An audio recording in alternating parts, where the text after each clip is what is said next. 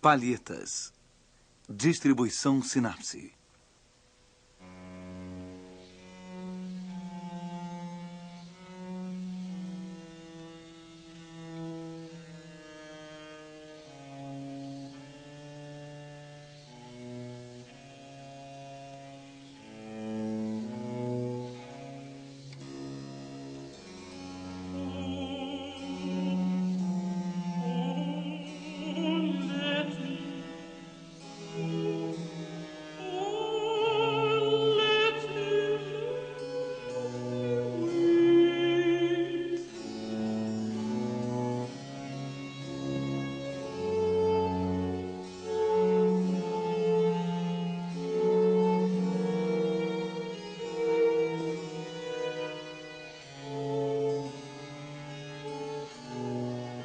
O espelho dos paradoxos.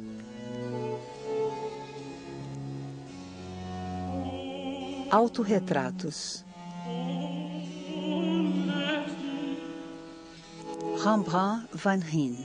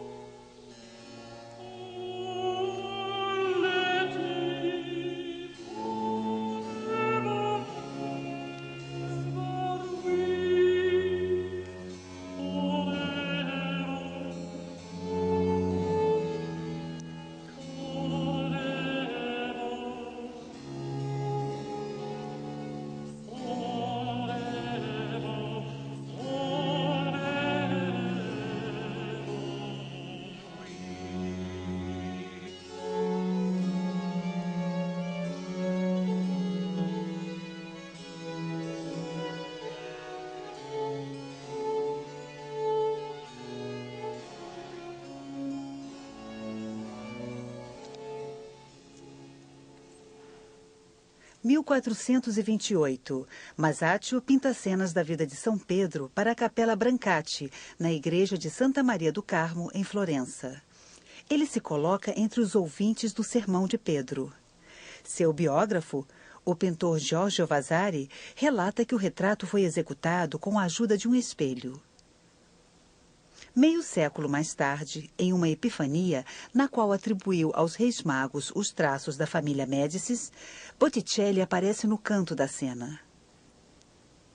Na mesma época, Dürer pinta a si mesmo no centro de O Martírio dos 10.000 Cristãos, ou no canto de A Adoração da Santíssima Trindade. Ele também usa a si próprio como tema de seus quadros. Em um século, o anônimo pintor artesão se tornou um personagem que lida com príncipes, que ousa representar a si mesmo como aos nobres e que assina suas obras. No século XVI, o autorretrato tornou-se um gênero à parte. Rafael, Parmigianino, Tiziano, Tintoretto. Para Rembrandt, o autorretrato será uma atividade constante. Desde os 20 anos até a sua morte, aos 63 anos, o pintor desenhou, gravou e pintou seu próprio rosto quase uma centena de vezes.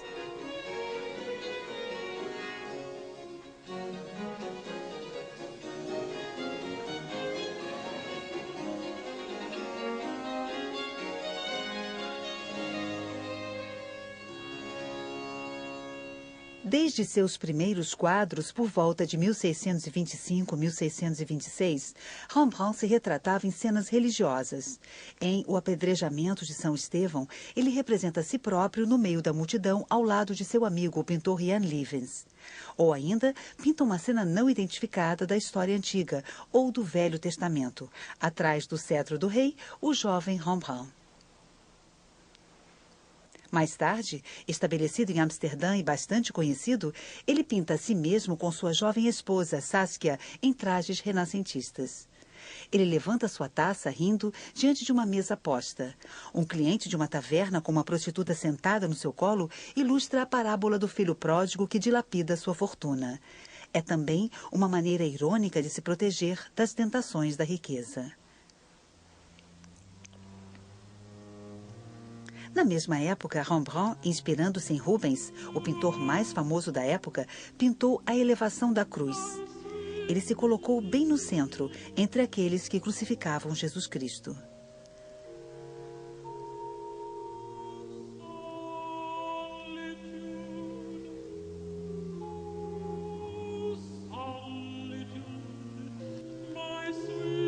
A pintura de Rembrandt cresceu e se desenvolveu em um mundo marcado pelas diferentes religiões.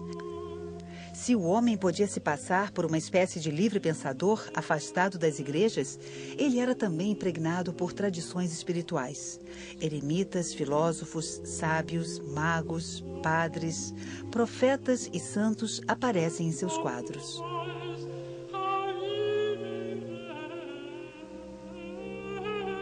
Junto a essas hordas de personagens meditativos, o pintor representava a si mesmo em todo tipo de traje e de pose, mas sob uma luz especial que ele tomou emprestado de Caravaggio e à qual ele dá um novo sentido. Rembrandt usa o claro escuro para sugerir a intensidade emocional, a revelação, a meditação.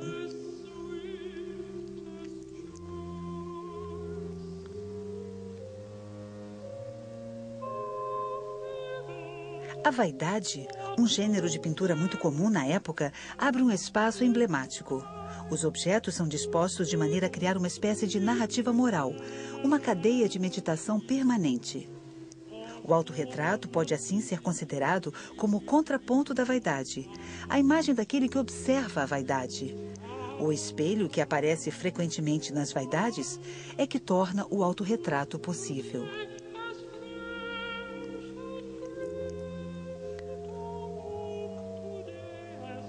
Tendo se tornado a partir do século XIV um objeto doméstico comum, o espelho intriga pintores e sábios.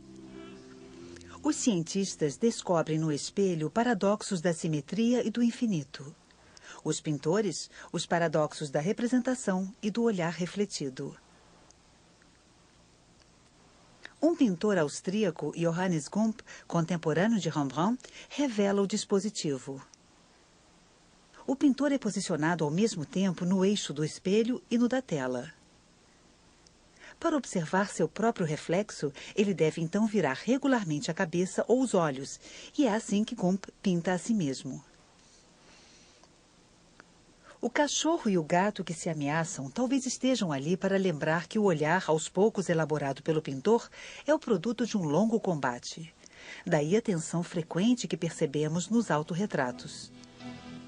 A tela se torna, por sua vez, uma espécie de espelho, e o espectador terá a impressão de que os olhos do pintor o estão observando. Será que o espelho tornou os retratos fiéis? Rembrandt foi representado muitas vezes por seus alunos. Por muito tempo, muitas dessas telas lhe foram atribuídas. O rosto visto pelos outros se parece muito com o rosto que mostram seus autorretratos.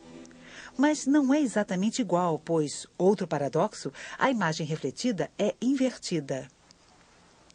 O lado esquerdo, pintado como é na verdade percebido pelo espectador como o lado direito de um rosto que estivesse à sua frente. Como os rostos raramente são simétricos, a imagem do autorretrato é enganadora. Se o pintor se mostra enquanto trabalha, ele tem de enfrentar outra consequência desse paradoxo. Para os destros, a palheta e o tento ficam na mão esquerda, e é a mão direita que maneja o pincel. A imagem no espelho inverte essa relação. Portanto, os pintores clássicos deviam trapacear para transformar sua mão esquerda em mão direita. A radiografia de um autorretrato da National Gallery de Londres mostra que Rembrandt, no início, pintou a si mesmo tal qual ele se via. Mas o pintor preferiu depois apagar os instrumentos para não parecer canhoto. Mais tarde, os pintores não teriam mais nenhum cuidado com a camuflagem. David, Manet, Van Gogh ou Cézanne pintavam a si mesmos exatamente como se viam. Sua mão esquerda tornava-se uma mão direita que segurava a palheta. As fotografias provam que Cézanne era, na verdade, destro. Caillebotte, em um autorretrato, mostra a decoração exatamente como ela aparecia refletida num espelho. Parece que ele pinta com a mão esquerda. E o moinho de La Galette, de Renoir, que ele possuía, também aparece invertido.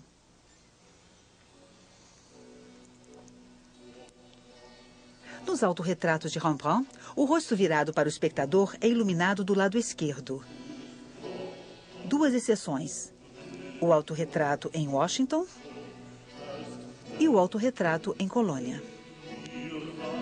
Essa técnica de estúdio do pintor que trabalha diante de um objeto iluminado pela esquerda é a mais frequente. O pintor destro pode distribuir suas pinceladas mantendo a luz do lado certo do pincel. Assim, ele sempre vê o que ele fez sem ser incomodado pela sombra da sua mão. E como seu modelo é iluminado pela mesma fonte de luz, há uma relação direta entre as modulações da imagem e os gestos do pintor. Na gravura, o princípio é o mesmo. A densidade dos traços gravados sobre uma placa de cobre indica o sombreamento. Mas como a tiragem da prova sobre papel se faz por contato, o desenho é invertido. A maior parte dos autorretratos gravados de Rembrandt mostra, portanto, uma iluminação que parece vir da direita. O tamanho dos quadros varia muito. 15 centímetros de altura para o retrato de Munique e 1,35 m para o da coleção Frick. Certos retratos foram cortados pelos colecionadores. Em 2 dos retratos ovais do Louvre, podemos distinguir farpas na beirada da madeira e as pinceladas são interrompidas bruscamente. O outro retrato, ao contrário, mostra a chanfradura original. O claro-escuro impõe a Rembrandt uma técnica de composição razoavelmente constante. O pintor utilizava uma preparação uniforme de claridade média e de tom avermelhado que muitas vezes ficava aparente em certos pontos. Ele começava por um esboço leve em meia tinta e construía seu quadro distribuindo as tintas escuras em finas camadas e depois as claras em camadas mais espessas. Ele terminava pelas partes mais iluminadas ou pelos reflexos, que, em geral, eram as zonas mais emplastradas. Nos primeiros autorretratos de 1629, as pinceladas eram visíveis. Os cachos da cabeleira eram sugeridos por pequenas curvas traçadas com a ajuda do cabo de um pincel aplicado sobre tinta ainda fresca. A preparação subjacente era assim descoberta e dava um tom avermelhado aos cabelos. Essa rapidez de execução, essa aparente falta de acabamento, deve ter chocado muitos dos seus contemporâneos. Uma grande parte do rosto ficava na sombra, o que contrariava as regras dos retratos em voga na época. O espectador confronta-se com uma imagem contrastada, incompleta, que ele terá de completar com sua imaginação. O autorretrato com o gorro e a corrente de ouro, que está exposto no Louvre, pintado sobre um painel de madeira oval, foi pintado 4 anos mais tarde. A imagem foi composta sobre uma preparação castanho-avermelhada visível nos cabelos. Podemos perceber até mesmo a textura da madeira.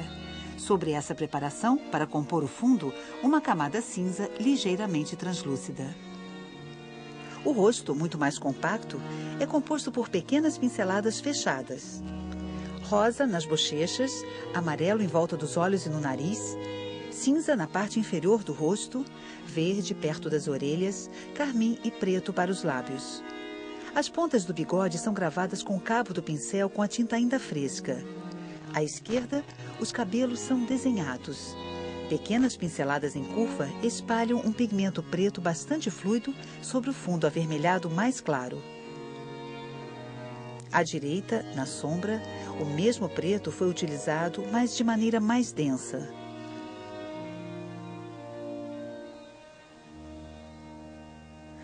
A corrente de ouro é cinzelada com a ajuda de arabescos cor de ocre. Os brilhos são criados por toques amarelos e os reflexos da luz por tinta branca.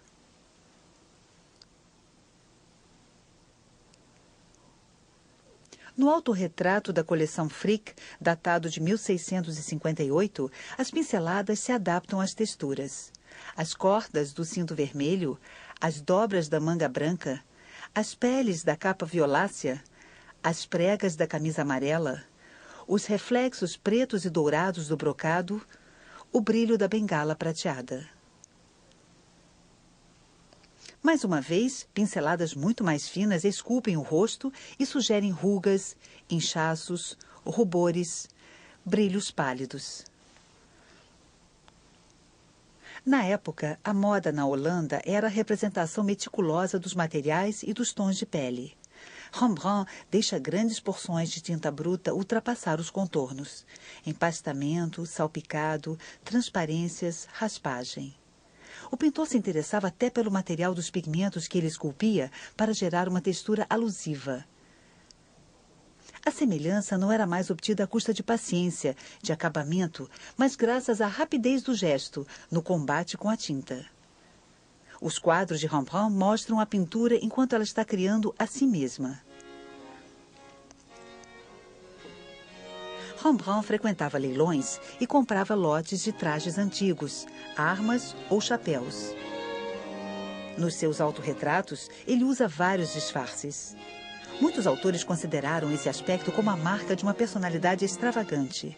Porém, acessórios e situações muitas vezes tinham outras explicações. Muitas vezes o pintor se retratou com peças de armadura, colete ou capacete. As peças de armadura poderiam ser uma espécie de chamado patriótico. As províncias holandesas tinham acabado de conquistar sua liberdade contra a Espanha. Minerva, deusa da guerra, muitas vezes simbolizada pela sua armadura e seu capacete, tornou-se protetora dos pintores e substituiu aos poucos São Lucas. A representação das superfícies metálicas com seus brilhos também é, para o pintor, uma maneira de mostrar sua destreza. Enfim, a armadura é o símbolo da precariedade da glória. Muitas vezes, Rembrandt aparece com uma touca ou boina. Derivada do boné acadêmico, a boina é associada aos artistas e à sua vida livre. Ela está presente em uma gravura de Lucas de Leyde, talvez um autorretrato no qual Rembrandt tenha se inspirado. Como metáfora, a boina pode simbolizar a genialidade artística. A corrente de ouro era a recompensa de um soberano para o pintor. Tiziano havia recebido uma de Carlos V, Vasari de Pio V, Rubens de 3 soberanos. Rembrandt se retrata com diversas correntes de ouro, mas é pura ficção, pois ele não estava ligado a nenhum soberano. O metal amarelo com seus reflexos também era um teste de virtuosidade pictórica. E o ouro é uma discreta lembrança da vaidade dos ricos. Ao deixar Leyde, tranquila cidade universitária, para ir para Amsterdã, capital cosmopolita, o pintor mudou de status. Baseando-se no exemplo de Rubens, que se retratou com um altivo chapéu debruado, Rembrandt se retratou como burguês usando um chapéu. Como haviam feito antes Rafael, Michelangelo ou Tiziano, o pintor assinou pela primeira vez uma obra apenas com seu nome de batismo, Rembrandt.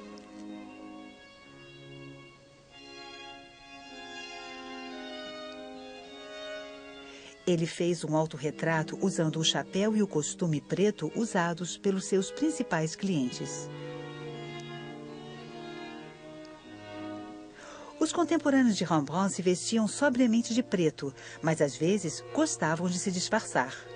Muitos dos autorretratos mostram trajes ricos e coloridos que tinham estado na moda havia mais de um século. Rembrandt viu ser vendido em Amsterdã o retrato de Baltasar Castiglione, pintado por Rafael. Ele chegou até mesmo a fazer um croquis do retrato. Talvez ele tenha visto o retrato de homem de Tiziano. Os dois quadros o inspirariam. Aos 34 anos, ele retratou a si mesmo em um traje renascentista, na mesma posição altiva que os personagens dos grandes pintores italianos. No autorretrato em costume oriental, a pluma, o turbante, a capa, a túnica de cetim e o cinto formam um catálogo de matérias difíceis de serem representadas na pintura. A pelagem do cão, pintada mais tarde, cria um contraponto irônico a essas texturas. O personagem talvez derive do Rei Mago de um quadro de Rubens.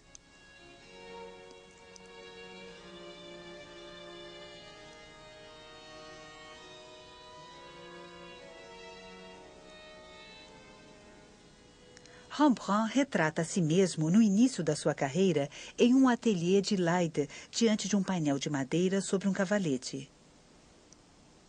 Ele só voltaria a fazer outros autorretratos como artista 26 anos mais tarde. De fato, a partir de 1652, nos autorretratos pintados, um de seus trajes mais frequentes era uma espécie de blusa com o colarinho aberto e com a cintura presa por um cinto. Era o seu traje de trabalho, que aparece em uma série de gravuras que mostram Rembrandt perto de uma janela enquanto desenha. Os pintores da sua época representavam-se muito bem vestidos. Rembrandt retrata a si mesmo no trabalho sem afetação. Ele aparece desarrumado, usando estranhos turbantes disformes. No quadro do Louvre, a paleta e o tento são, com o rosto, os únicos elementos que saem da sombra.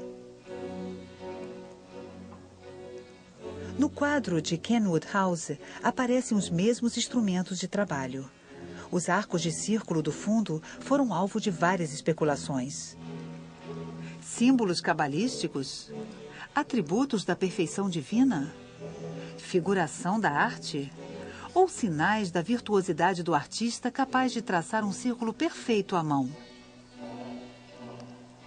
Talvez devamos ver nesses arcos apenas um esboço de um mapa mundi, como vemos tantas vezes na pintura holandesa do século XVII. Uma maneira para o velho pintor de mostrar que tem consciência da sua universalidade, ou talvez outra lembrança da vaidade do mundo. Última máscara, a do velho sábio. Rembrandt representa a si mesmo como São Paulo.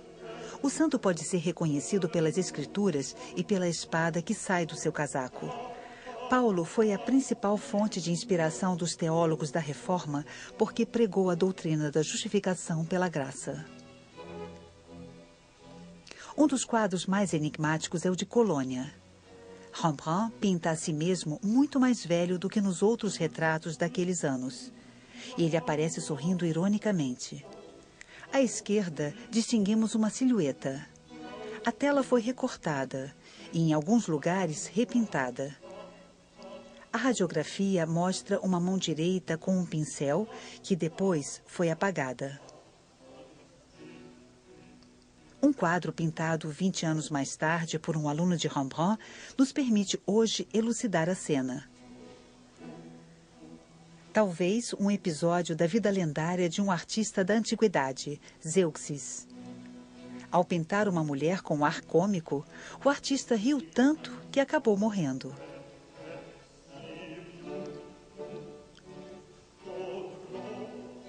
Rembrandt foi algumas vezes acusado de pintar personagens feios em um universo escuro. Pintar a si mesmo muito mais velho e fazendo uma careta pode ter sido uma maneira de defender a sua originalidade. E a alegoria era clara.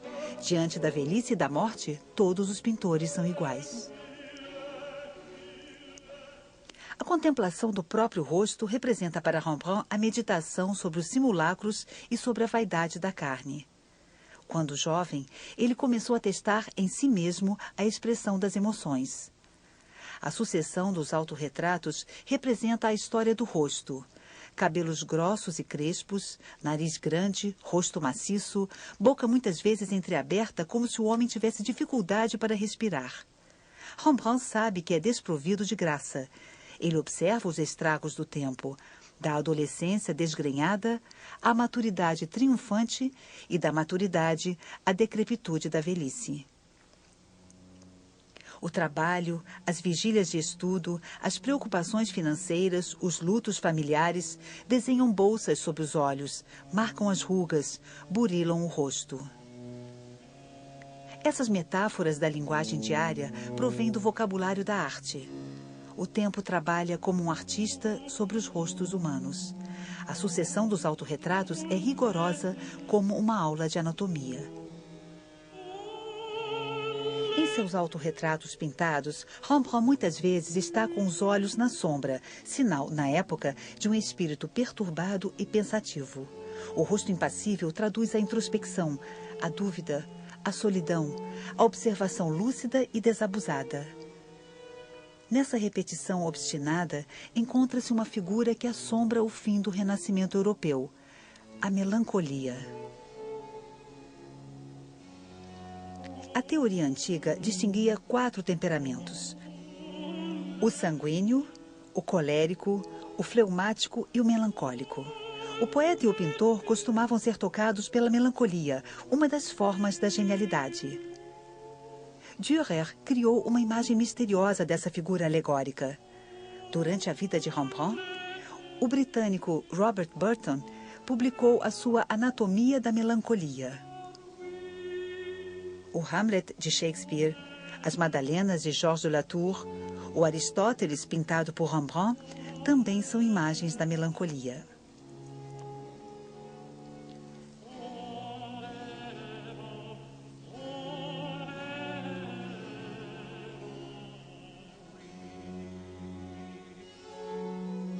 Hoje dispersos em mais de 30 coleções, os preciosos autorretratos de Rembrandt jamais poderão ser reunidos em uma exposição.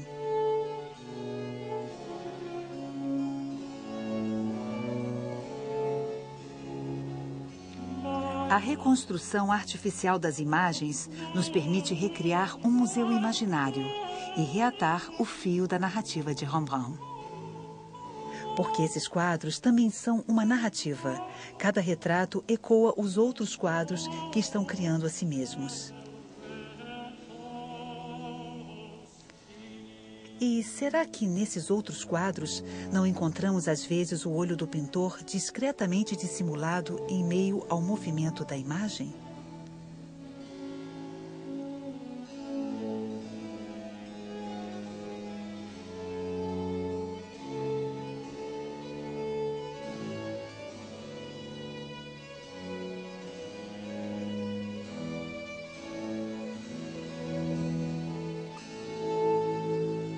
Versão brasileira Audio News.